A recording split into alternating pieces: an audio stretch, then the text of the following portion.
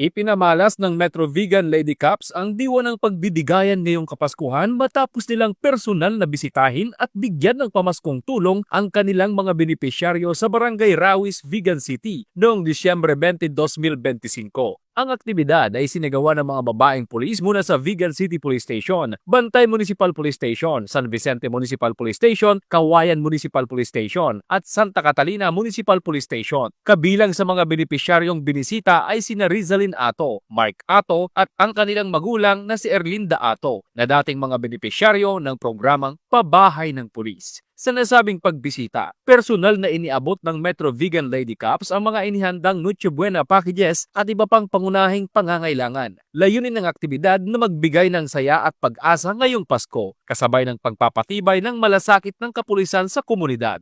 Ayon sa Metro Vegan Lady Cups, ang naturang gawain ay bahagi ng kanilang patuloy na adhikain na maghatid ng makatao at mapagmalasakit na serbisyo publiko at patibayin ang ugnayan ng pulisya at ng mamamayan.